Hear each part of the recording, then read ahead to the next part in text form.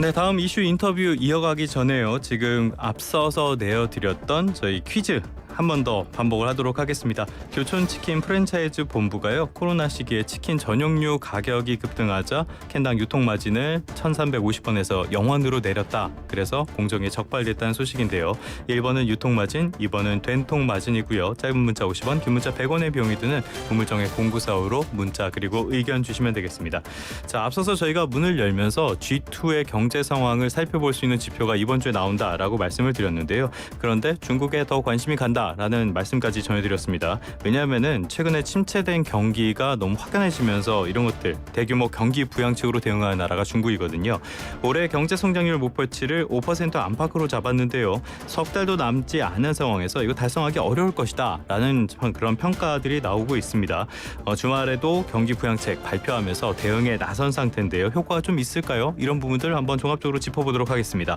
강준영 한국외대 국제지역대학원 교수님 전화로 연결해서 알아보도록 하겠습니다. 교수님 나와 계십니까? 네, 안녕하세요. 네, 안녕하십니까. 지금 중국 쪽의 올해 성장률 목표치는 5% 안팎, 그런데 외부에서는 어려울 것이다 이렇게 보고 있단 네. 말이에요. 교수님께서는 어떻게 보십니까? 뭐 5% 안팎이니까요. 예. 한 4.78%부터 예. 5.23%까지를 우리가 보통 안팎이라고 하잖아요. 네. 그러니까 중국이 5% 내놓은 것 자체를 뭐 취소하거나 그럴 상황은 아니고, 다만 전체적으로 지금까지 나타난 수치나 이런 걸 봤을 때 4.5% 이하로 가는 거 아니냐, 이제 네. 이런 우려들이 있는 것 같아요. 그런데 기본적으로 중국이 왜 5%라는 거를 이렇게 그 숫자를 책정해 놓고 있느냐를 먼저 좀 생각을 해봐야 되는데, 예. 기본적으로 지금 중국이 5% 내외를 주장하는 이유는 이제 시진핑 체제가 들어서고 나서 특히 19차 공산당 대표대회, 그러니까 지금부터 한 7년 전입니다. 이때 2050년이 되면 세계 제1의 영향력 있는 국가가 되겠다, 이렇게 선언을 했어요. 그 예. 얘기는 뭐냐 하면 세계 제1을 선언했기 때문에 미국을 물리치고라는 게 이제 앞에 그렇죠. 생략이 됐겠죠. 예. 그렇게 해서 역산을 해보니까 그때 가서 세계 최강의 국가가 되려면 5% 내외를 계속 성장을 해야 되는 거예요. 예. 그래서 이게 상징적 의미를 가지고 있는 겁니다. 제가 그 당시에 역산을 한 자료들을 보니까 4.76% 정도를 계속 2050년까지 가면 미국을 완전히 넘어설 수 있다라는 이제 네. 중국 자체 내 계산을 한 거죠. 예. 그렇기 때문에 이거는 상징적 의미를 가지고 있는 거다. 실제로 달성이 되든 안 되든 뭐 달성이 안 되면 안 되는 대로 또 이유를 갖다 붙일 수 있는 거고, 예. 이제 그런 상황이기 때문에 그렇게 이해를 하시는 게 더 낫지 않을까 이렇게 생각을 합니다. 네. 그러면 약간 결론을 앞서서 여쭤보면은 4.7에서 4.8 정도의 경제 성장률 앞으로 계속 이어갈 가능성은 좀 크다고 보십니까?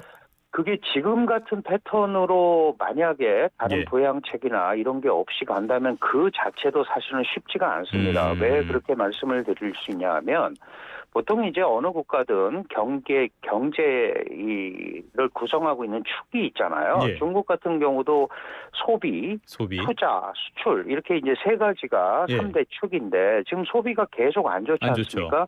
예, 중국 경제가 늘 성장할 때는 소비가 전체 경제 성장에서 차지하는 포션이 한 50% 후반대, 56%, 7% 예. 이렇게 됐었는데 이게 지금 35%대로 떨어졌어요. 예. 그러니까 동력이 상실이 된 거죠. 그다음에 투자도 정부는 돈이 있기 때문에 정부 투자는 하는데 이 기업 투자가 늘어나지 않고 있단 말이죠. 민간 투자가 계속 부진하다. 예, 고정대산 투자도 정부 주도로 계속 가는 거죠. 정부 주도로 계속 갈 수는 없는 거거든요. 그럼요. 그 중에 하나가 괜찮은 게 이제 수출입니다. 예. 수출은 뭐 그게 밀어내기 수출을 하든 어쨌든 중국은 어쨌든 제조업에서 강점 갖고 있는 국가이기 때문에 네. 그 지난달도 한 6% 성장을 했습니다. 물론 그게 그 지난달 대비해서 보면 증가세가 약화됐지만 세계적 경제 속에서도 어쨌든 6%를 성장을 한 거란 말이죠. 예. 근데 이걸 가지고 중국 전체 경제를 뒷받침하기에는 너무 어려운 거죠. 그런데다가 지금 아시다시피 미국이나 EU의 대중 예. 압박, 관세 압박이 계속되고 있기 때문에 이 패턴으로 그냥 계속 가면 5% 내외든 뭐든 그거보다 훨씬 약화될 수밖에 없는 거 아닌가. 예. 이렇게 이제 봐서 중국이 그동안은 그런 얘기를 안 했지만 이제 본격적으로 이 더 이상 보양책을 미루면 안 되겠다. 아. 이제 이런 생각을 한 계기가 예. 최근에 마련이 된 게 아닌가 이렇게 생각을 합니다. 알겠습니다. 소비와 투자, 수출 3대 축 모두 흔들리고 있는 상황이다. 어떤 이런 네. 지표 같은 것들은 이번 주 금요일 날 나올 그런 지표들을 확인을 하면은 조금 더 명확하게 보일 것 같은데요. 그렇습니다. 예. 그래서 말씀하신 것처럼 교수님 말씀하신 것처럼 경기 부양책을 계속 내놓고 있거든요. 이번 최근 들어서만 벌써 세 번째인데 이번엔 또 어떤 내용이 담겼습니까? 네, 우선 이제 그동안은 꿈쩍도 하지 않다가 예. 지난 20기 3차 중앙위원회 전체회의에서 시진핑 당 총서기가 중국 경제가 어렵다라는 걸 이제 실토를 했습니다. 그다음부터 9월 24일 날 924 대책이 나왔죠. 이게 예. 이제 대표적으로 지준율을 0.5% 인하한다. 그러면 한 200조 정도가 시중에 유동성을 공급하는 효과가 있습니다. 예. 이거는 사실은 통화 정책에다가 이제 본격적으로 재정 정책까지 하겠다라는 아하. 이제 일종의 시그널이었기 때문에 예. 증시도 괜찮았었어요. 그러다가 이제 2차가 10월 8일입니다. 이거는 뭐냐면 내년에 책정된 예산 중에 도기 집행을 하겠다는 거죠. 2025년 예산 중에서 일부를. 그게 이제 우리 돈으로는 한 38조 정도 되는 거예요. 그러니까 예. 시장의 기대보다 훨씬 못하죠. 그렇죠. 이게 단위가 뭐 이런 단위로 가면 안 되는 거 아니겠습니까? 그런데 예. 38조 정도 했고, 그 다음에 10월 12일 날 중국의 그 발전개혁위원회, 우리가 발개위라고 그러는데 여기서 기자회견을 했어요. 근데 수치는 하나도 얘기하지 않았습니다. 뭐 국채를 발행해서 유동성을 공급하겠다. 뭐 이제 이런 얘기를 했는데 문제는 이 자체가 지금 3번 연속해서 계속 나오고 있기 때문에 중국 정부가 어쨌든 부양 쪽으로 방향을 조금 잡은 거 아니냐 하는 메시지는 분명히 줄 수 있죠. 예. 그럼에도 불구하고 수치가 네. 그 시장의 기대만큼 안 가는 거예요. 그러다 보니까 이거 계속 믿어도 돼? 이렇게 되니까 이제 증시 같은 데 갔던 돈이 처음에는 갔다가 뭐 한 30% 가까이 맞아요. 올랐지 예. 않습니까? 그러다가 두 번째 조치 나오는 거 보니까 이거 끝까지 하겠다는 의지가 있는 거야 없는 거야 이러면서 약간 또 머물렀단 말이죠. 그러니까 네. 이제 오늘 10월 12일 날 이 구체적 수치는 안 나왔지만 국채 발행을 언급하고 이런 얘기를 하면서 오늘 시장이 어떻게 반응을 하느냐. 이제 이게 굉장히 중요한데 네. 문제는 뭐냐면 주식 시장이 전체 중국 경제를 대표하는 건 아니잖아요. 그럼요. 예. 그러니까 이게 어떤 형태로든 간에 중국 경제를 견인했던 소비 쪽으로 흘러가야 되는데 그러기에는 이 정도 조치를 가지고는 일반 국민들의 또는 투자자들의 기대 심리를 아직까지는 여전히 만족을 못하고 있는 것 같다. 만족시키지 못하는 것 같다. 그런 생각은 듭니다. 좀 실망스러운 내용이다라고 볼 수가 있겠는데 수치가 없다고 말씀해 주셨잖아요. 그런데 이게 수치가 있다고 해도 뭐 지금 전망 나온 게 한 500조 안팎 이 정도로 나오는 것 같은데 그렇습니다. 이걸 통해서 지방 부채 해결하고 저소득층 지원하고 가능합니까 이 돈으로? 사실은 전체적으로 보면 굉장히 미미한 숫자죠. 왜냐하면 이제 많은 분들이 사실은 2008년도에 서프라임 모기지 사태가 생겼을 때 중국이 한 4조 위안 정도를 부양자금으로 풀었어요. 그게 우리 돈으로 한 800조가 넘는 돈이었는데 그때 중국 경제 규모에서 그게 12% 정도 됐거든요. 그러니까 그거는 중국 경제의 어떤 흐름을 바꿔놓을 수가 있었는데 지금은 이제 경제 규모가 굉장히 커졌잖아요. 그렇죠. 그러니까 그 정도 지금 나오는 뭐 500조, 700조 이 정도 하는 게 중국 GDP 1%밖에 안 돼요.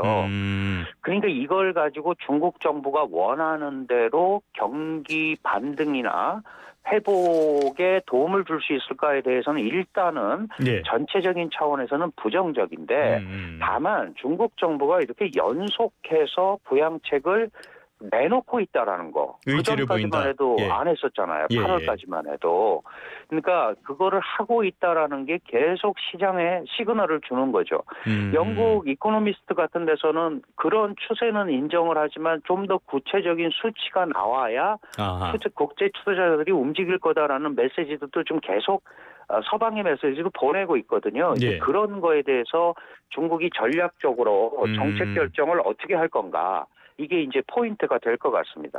알겠습니다. 일각에서는 뭐 지방 부채가 경단이다 이런 전망까지 나오고 있으니까 예, 이 정도 금액으로는 좀 금액이 좀 구체적으로 나와야지 어떻게 평가를 해볼 수가 있을 것 같고. 숨통 띄워주는 효과는 있을 텐데 그 정도. 그거를 이렇게 구체적으로 이렇게 상쇄시키거나 하기에는 턱없이 부족한 돈인데 아시다시피 중국 경제가 크잖아요, 덩어리가. 그럼요. 그러니까 소비나 이런 것들이 조금만 받쳐주고 국제 시장이 조금만 받쳐주면 넘어갈 수 있다라고 중국 정부는 판단하는 것 같아요. 그런데 아시다시피 액수 자체도 구체적이지 않고 어떻게 조달하겠다는 것도 명확하지 않은데 국제 시장은 또 미국이나 EU 같은 데서 중국의 주력 제품에 대한 압박을 계속하고 있단 말이죠. 그러니까 이런 부분들을 상쇄시키기 위해서는 지금보다는 좀 더 적극적인 재정 정책이 나와야 되는 거 아니냐.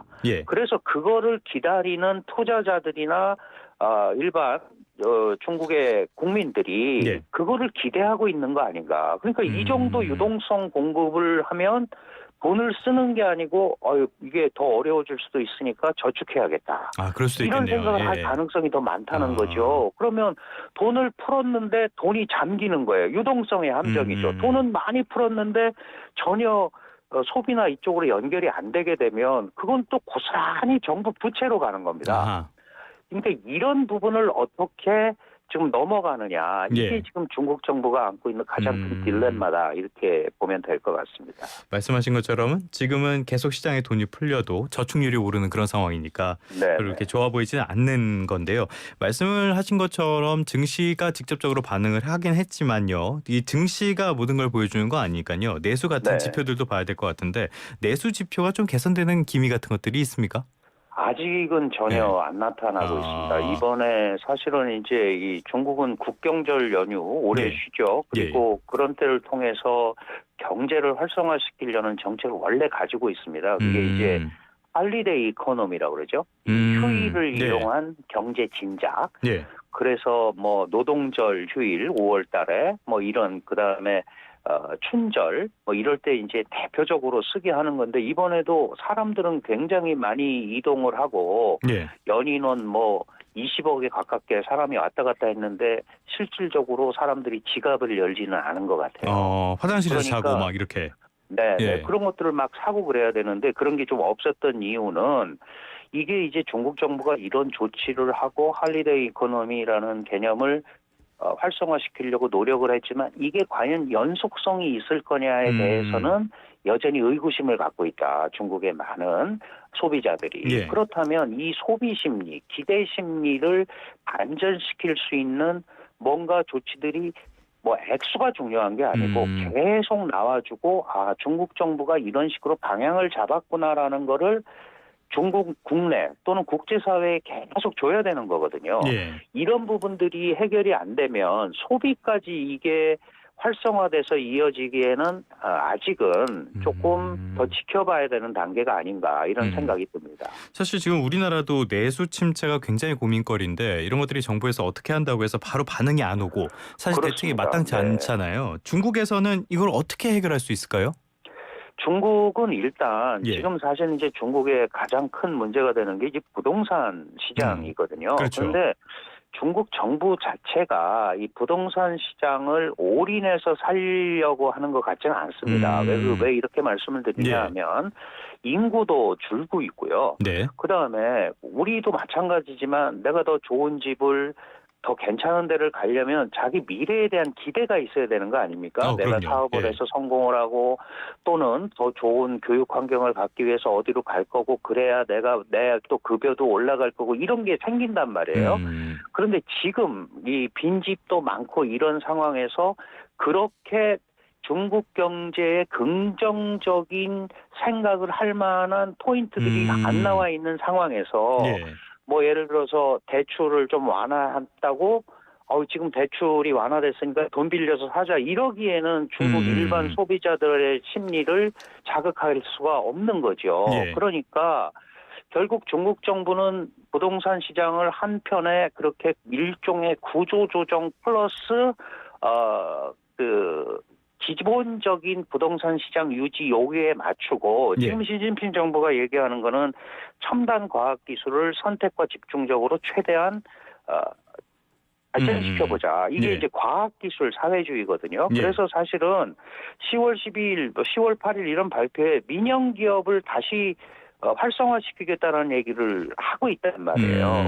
지금까지는 그 빅테크 기업들을 많이 제약을 했잖아요. 그렇죠. 그러면 이제 그렇게 가지고는 안 되는 거죠. 빅테크 기업이 중국의 그 소위 취업의 한 60%, 70%를 담당하고 있고 기술력의 70%를 담당하고 있는데 여기를 옥죄니까 취업이 안 되는 거 아닙니까? 그러면 결국은 그런 선순환 구조를 만들려면 민영 기업에 대한 활성화 조치를 하겠다라는 얘기를 하는 거예요. 그렇다고 그 전에 그러면 민영 기업을 죽이겠다라고 얘기한 적은 한 번도 없잖아요. 그러니까 말이야, 문제는 실질적으로 민영 기업들 우리가 잘 알고 있는 알리바바라든가 텐센트라든가 이런 데 대한 그 조치들이 과거와는 다른 형태로 나와야 되는 거고 잘 기억해 보세요. 이 알리바바 텐센트가 나온 지가 벌써 십몇 년 된 기업들이잖아요.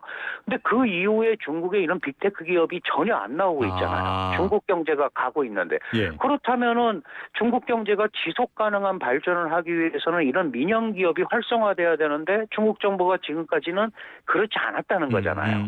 그러니까 그런 것들이 새로 생기거나 또는 과거보다 훨씬 활발하게 움직인다는 모습을 이제 행동으로 구체적으로 보여줘야 이런 부분들이 이제 활성화되고 그래야 중국의 그 소위 시장이 외부에도 긍정적으로 비칠 거고 소비자도 지갑을 열게 될 거다. 그러니까 아직은 약간 시간이 필요한 것 같습니다. 어떤 조치가 나와도 지금까지는 민간 기업들이 그렇게 정부의 얘기를 신뢰하지 못하는 그런 분위기가 감지가 됐었잖아요. 그렇습니다. 근본적으로 바꿔야 된다는 말씀이신 거죠, 그런 것들을. 그렇죠. 그런 부분에 대해서 무슨 중국이 사회주의 국가니까 뭐 사회주의 근간을 가는 거에 대해서 뭐라고 뭐 얘기할 수는 없죠. 다만 중국 경제를 어려운 가운데 이끌고 왔던 이런 민영 기업, 기술 혁신 기업 이런 부분들을 예를 들어서 사회주의 이념을 강조하거나 뭐 공동부유를 강조하거나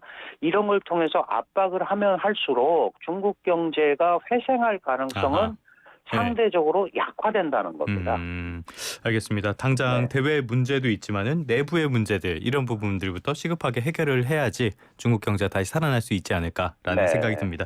지금까지 강준영 한국외대 국제지역대학원 교수님과 함께 중국 경제 그리고 경기 부양책에 대한 평가까지 나눠봤습니다. 교수님 오늘 말씀 고맙습니다. 네, 감사합니다.